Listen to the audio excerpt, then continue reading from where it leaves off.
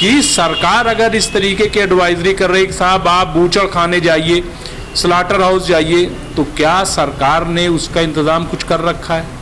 क्या इतने बूचड़ खाने हैं, जितनी आबादी है मुसलमानों की, जितनी कुर्बानी है, क्या सरकार ने कोई आंकड़ा जुटाया है कि देश भर में कितनी कुर्बानी होती है? जो सरकार के अब तक कार्यशैली रही है, जो अब तक काम करने का तरीका रहा है, वो यही रहा है कि फैसले बस लेना जानती है, लेकिन इम्प्लीमेंट कैसे होगा इस पर उसको कुछ नहीं। ये कह दिया साहब कि वो ठूस के ले जाते हैं जानवरों को बड़ी तकलीफ होती है, हाँ, तो अब ये तो कह दिया। अब इससे क्या होगा कि अभी इन्हीं के लोग जो है गौ रक्षक के नाम पे और किसके नाम पे उतरेंगे और मारपीट करेंगे और देश का माहौल खराब करेंगे। सरकार कोई भी एडवाइजरी इस किस्म की जारी करने से पहले खुद कितना होमवर्क उसने किया है, उस पर जरूर गौर कर ले। पब्लिक पे हर चीज न थोपे।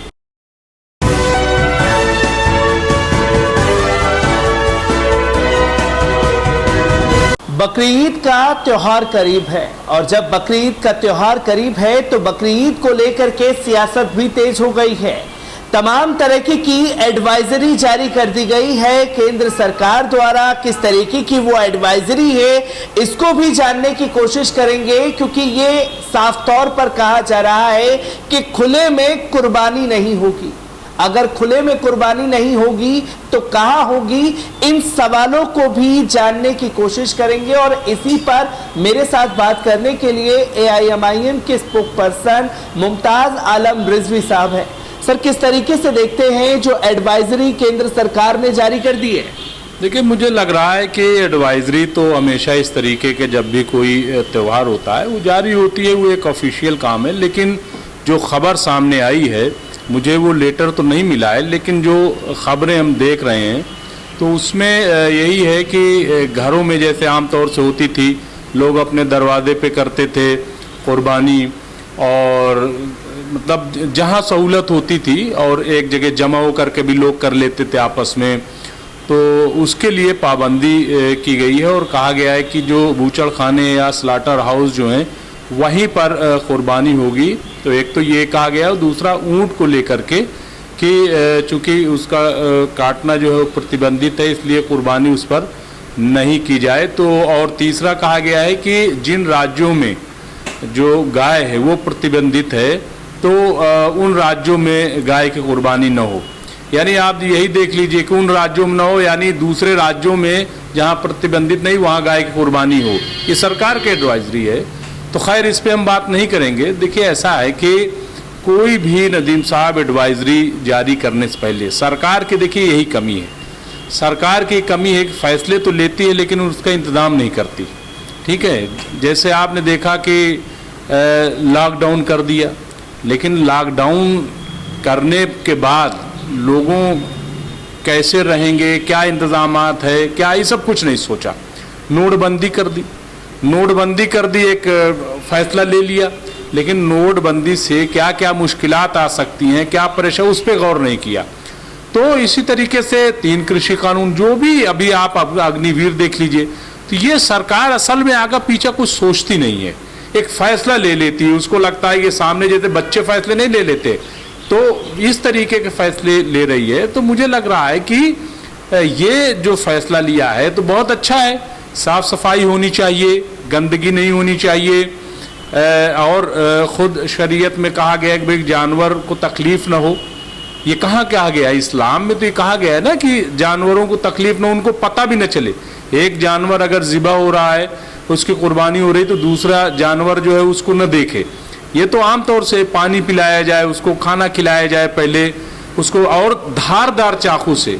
देखिए, आप इस्लाम की स्पिरिट तो समझिए, तो धारदार चाकू से कि मतलब तकलीफ ना हो। तो इस तरीके की तो खुद इस्लाम में बहुत सारी चीज़ें, भाई सफाई के इस्लाम में है, जानवरों को तकलीफ ना हो। और ख़ुद आप देखिए कि हज़रत इब्राहीम अलैहिस्सलाम जब अपने बेटे को कुर्बानी के लिए गए तो वो तो एक सुनसान जगह ही पे गए। तो इस तरीके की चीज़ें तो खुद इस्लाम में, उसमें इतनी इनकी एडवाइजरी की ज़रूरत नहीं। लेकिन सवाल ये है कि सरकार अगर इस तरीके की एडवाइजरी कर रही है कि साहब आप बूचड़ खाने जाइए, स्लाटर हाउस जाइए, तो क्या सरकार ने उसका इंतज़ाम कुछ कर रखा है?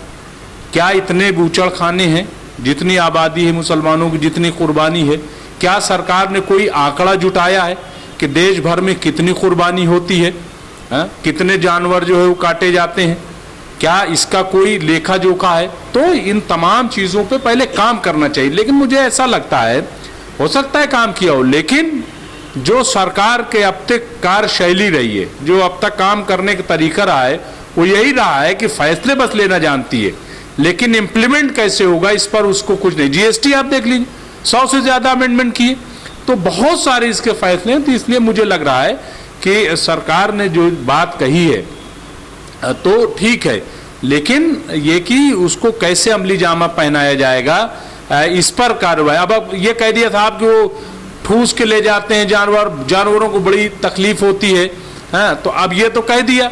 अब इससे क्या होगा कि अभी इन्हीं के लोग जो है गौ रक्षक के नाम पे और किसके नाम पे उतरेंगे और मारपीट करेंगे और देश का माहौल खराब करेंगे। तो ये तमाम चीज़ें जो है, और फिर पूरी दुनिया में आप देखिए, अभी हुजूर सल्लल्लाहु अलैहि वसल्लम का मामला भी ठंडा नहीं हुआ है, पूरी दुनिया में क्या प्रतिक्रिया रही आपने देखा कि सफारतकारों को बुलाया गया और शॉपिंग मॉल से सामान फेंक दिए गए।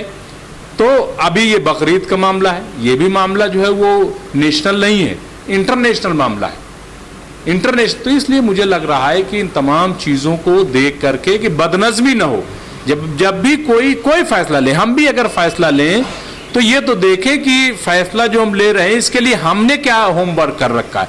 बगैर होमवर्क के कोई फैसला जो है वो कामयाब नहीं होता है। तो क्या ये माना जाए कि मुसलमानों के रिएक्शन को जानने के लिए इस तरीके का फरमान जारी कर दिया है कि मुसलमान कुछ ना कुछ आकर के इसमें रिएक्ट करेगा और फिर इन्हीं का मीडिया ये दिखाएगा, देखिए मुसलमान कैसे हैं?